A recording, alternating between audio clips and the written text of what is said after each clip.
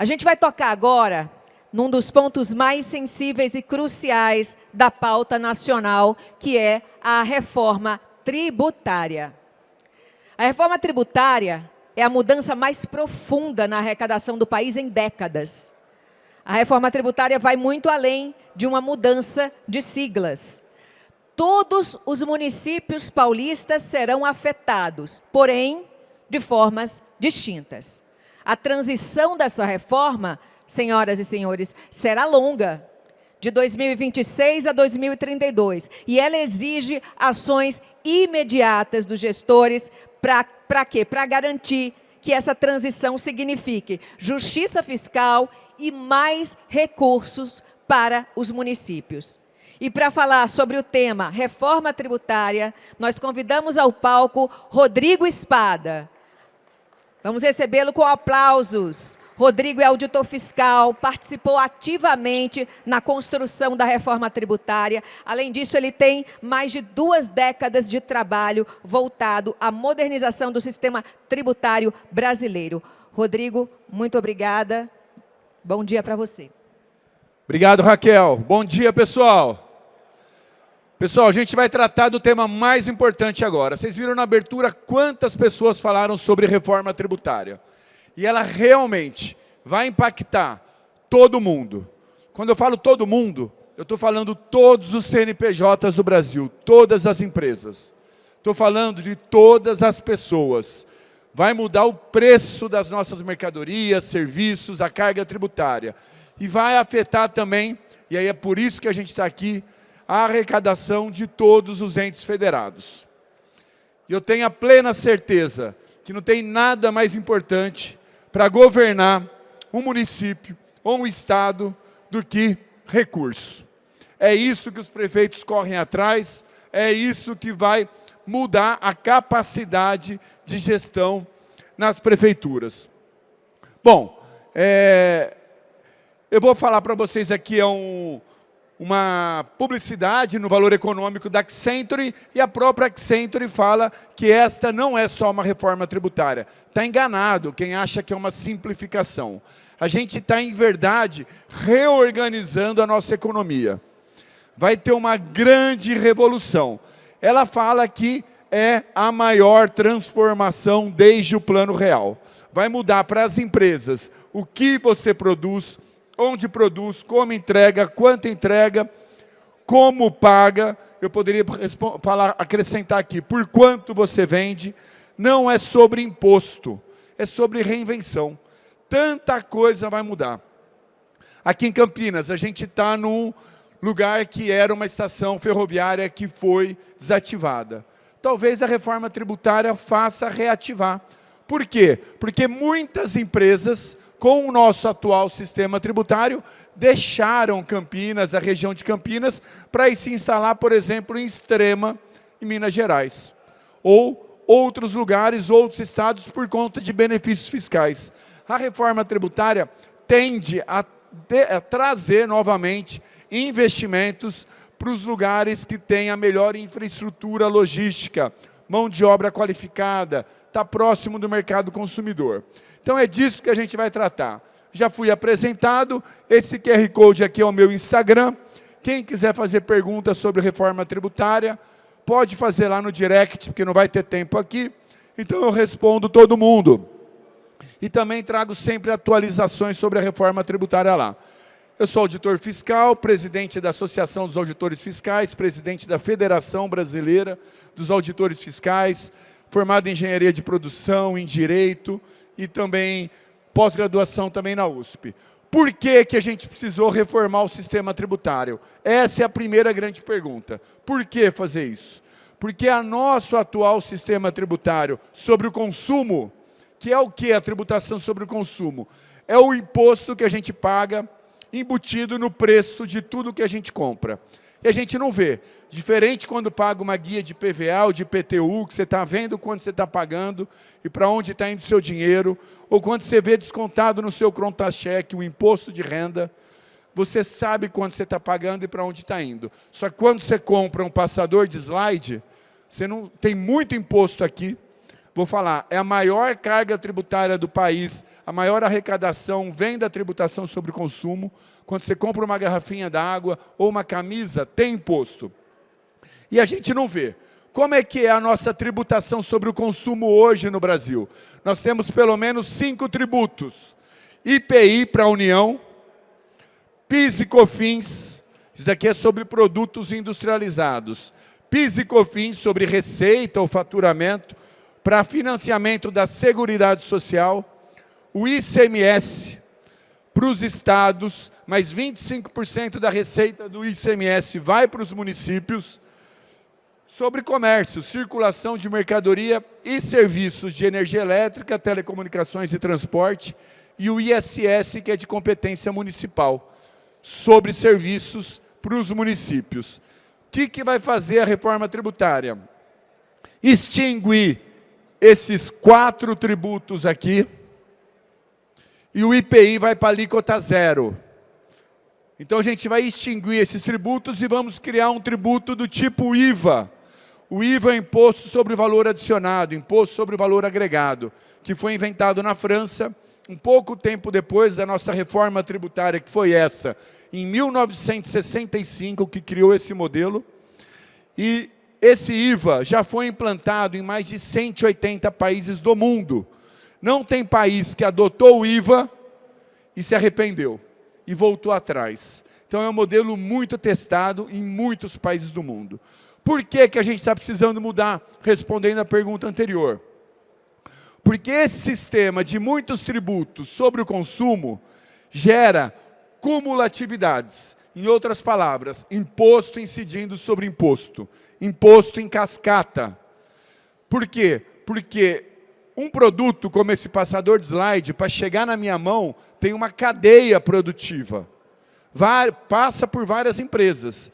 Aqui tem serviço de contabilidade, de advocacia, de publicidade, de informática, que as empresas contrataram e pagaram ISS. Só que tem também IPI, porque é um produto industrializado. E aí, quando a empresa vai pagar o IPI, ela não recupera o ISS que foi pago, e ela tem que vender por um preço maior, e está embutido ali ISS, que vai pagar IPI sobre ISS. É a cumulatividade. Quando vai vender o comércio, vai pagar o ICMS. E não recupera o IPI nem o ISS. Então ele tem que vender o comércio por um preço maior, porque veio no custo que ele pagou ISS e IPI, e aí incide o ICMS sobre tudo, inclusive sobre ISS e IPI que foi pago, e é imposto incidindo sobre imposto. Essa cumulatividade deixa o produto brasileiro mais caro que o produto estrangeiro. O Brasil perde competitividade no mercado internacional. Quando foi inventado esse sistema tributário em 65, isso não era um grande problema, porque a nossa economia era fechada, não tinha comércio internacional. A partir dos anos 90, 2000, com a globalização, que a gente abriu o nosso mercado, a gente coloca os nossos produtos para concorrer em situação de desigualdade com chineses, coreanos, indianos, paraguaios, e a nossa indústria é prejudicada. Por isso que no Brasil a gente só consegue ser competitivo em produtos primários.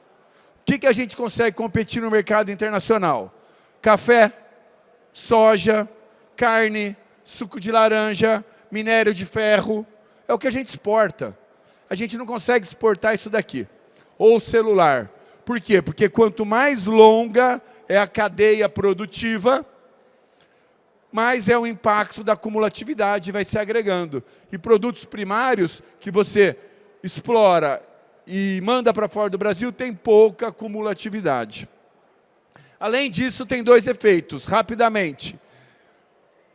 Litigiosidade, muitos tributos, com vários entes federados tributando, gera muitos problemas de interpretação entre fisco e contribuinte. Então tem um grau muito alto de litígio. Qual é o índice de litigiosidade no Brasil hoje? Está em 75% do PIB. O estoque que a gente tem sendo discutido, se aquele dinheiro está certo o fisco ou o contribuinte, de tudo que a gente tem acumulado nos tribunais administrativos e judiciais, está em 75% do PIB. É dinheiro que poderia estar na mão dos prefeitos, dos estados, investindo em saúde, segurança, educação, mas não está. Está no passivo das empresas ou em depósitos judiciais. E as empresas também poderiam ter esse dinheiro livre para elas, para investir, para contratar mais mão de obra, gerar mais receita, e não está. Isso é um problema para o país. E outro problema é o custo de conformidade, que é o quê? O custo para administrar isso é muito alto. Muitas horas de contador, muitas horas de advogado, de fisco, é muito caro, porque é muito complexo. Então, a gente está tendo um problema grave de perda de competitividade e desindustrialização no nosso país. E o sistema também é injusto, porque como a gente cobra muito sobre o consumo cobra mais dos mais pobres. Os mais pobres pagam mais tributo que os mais ricos. Por quê? Porque os mais pobres consomem tudo que eles ganham. Eles não têm capacidade de poupar. Não tem. Então, eles gastam. Os ricos conseguem economizar uma parte. E sobre essa parte não se paga a tributação sobre o consumo.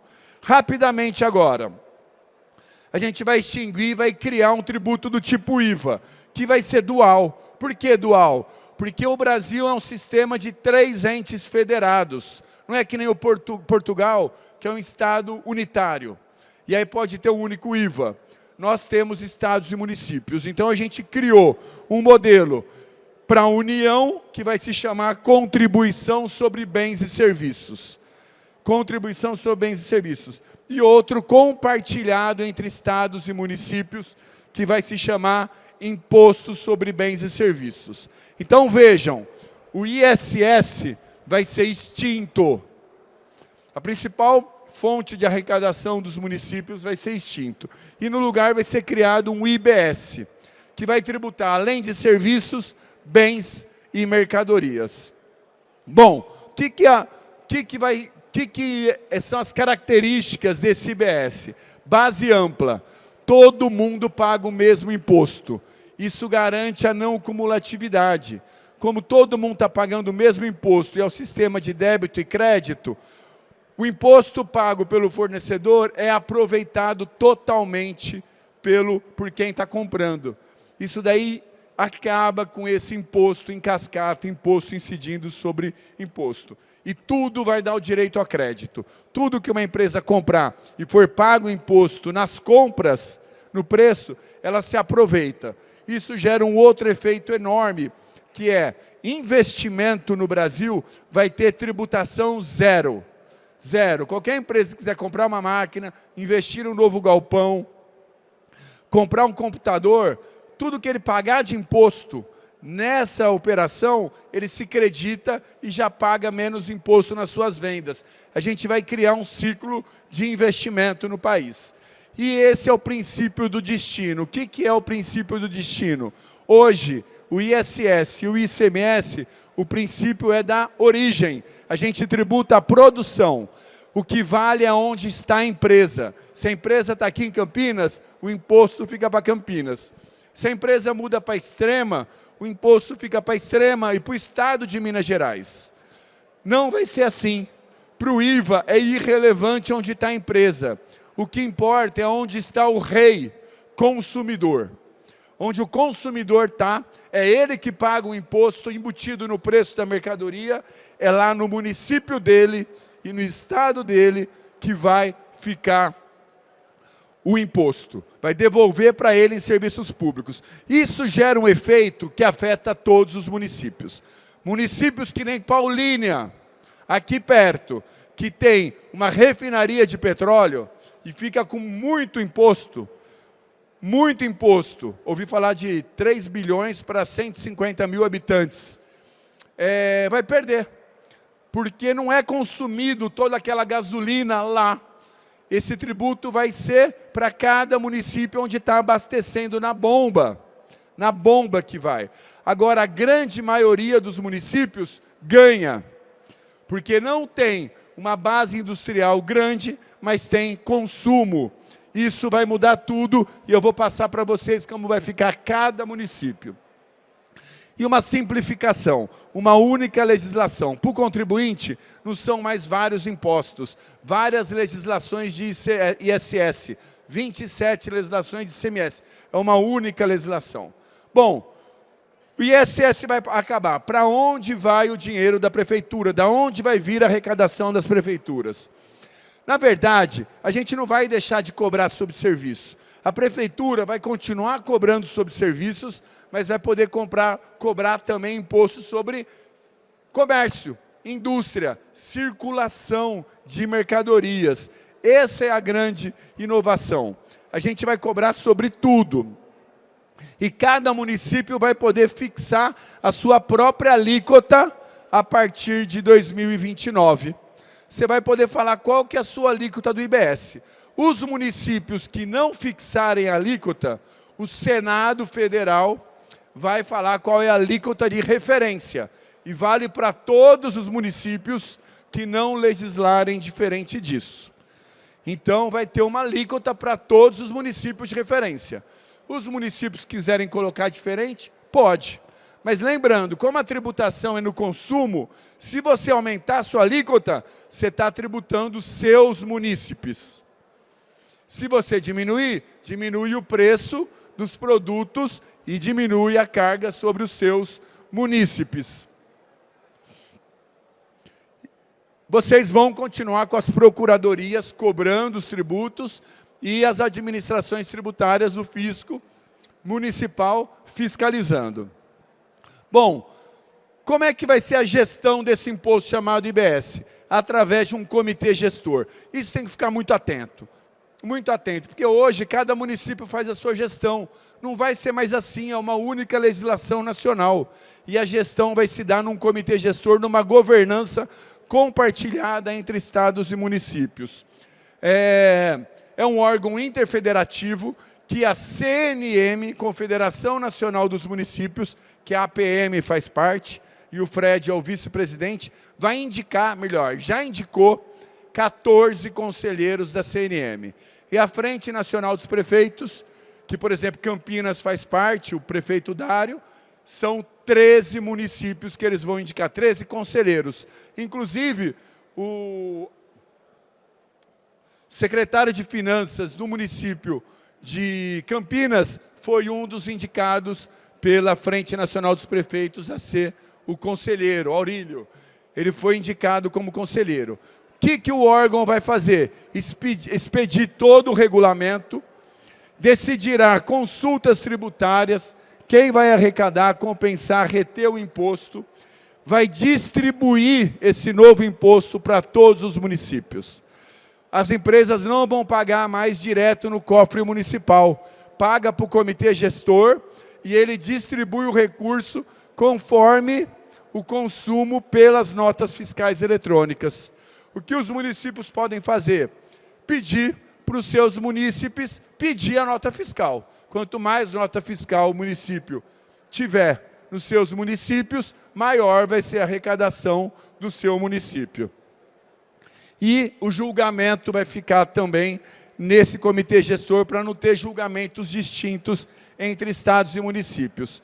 Como é que é hoje, então? A empresa paga o ISS e vai para a prefeitura. Como é que vai ficar? A empresa vai pagar o IBS, aqui está errado, vamos ter que corrigir. O IBS vai para o comitê gestor e depois o comitê gestor passa para a prefeitura quando houver o consumo final. Vamos supor, aqui em Campinas, a Bosch paga a IBS, vai para uma distribuidora, vai para um atacadista, vai para a loja, só quando a loja vender para o consumidor final, que a gente vai ver aquele produto que a Bosch produziu, foi consumido em qual município? E é para lá que vai o recurso. Estados e municípios recebem sua parte da arrecadação direta do IBS, mas também vai receber os repasses da União e dos estados frente às destinações constitucionais. Vamos lá. Vou falar para vocês como é que vai ser. Hoje, como é que é? O ICMS, vocês recebem 25% do ICMS para os municípios. Como é que vai ser o IBS? Que os municípios arrecadarem a parte direta deles, que eles vão colocar a alíquota, vai para eles. E o que for repassado de IBS para os estados, a parte dos estados, vai ser distribuído aos municípios também 25%. Igual é hoje o ICMS, o IBS vai distribuir. Como vai ser essa distribuição? Eu estou falando para vocês atentarem, porque é a forma de vocês aumentarem a arrecadação de vocês. 80% vai ser distribuído desses 25% dos estados na proporção da população. Então, Campinas vai receber mais que Paulínia, que vai receber mais do que, sei lá, Montemor. Não, Montemor eu não sei. É Montemor, por exemplo. Então, tá bom. Deve ter menos, contando que Montemor tem menos habitantes que Paulínia, que eu não sei se é mesmo, deve ser. Bom, então, na proporção da população, 80%. 10% com base em indicadores de melhoria dos resultados de aprendizagem. Educação vai ser muito importante. O PISA, IDEB, e também aumento da equidade. Conforme a gente conseguir diminuir a desigualdade social, vai ser distribuído 10% da arrecadação. 5% com base em indicadores de preservação ambiental. Políticas de meio ambiente serão importantes para receber mais recurso. E 5% vai ser montante igual em cada município.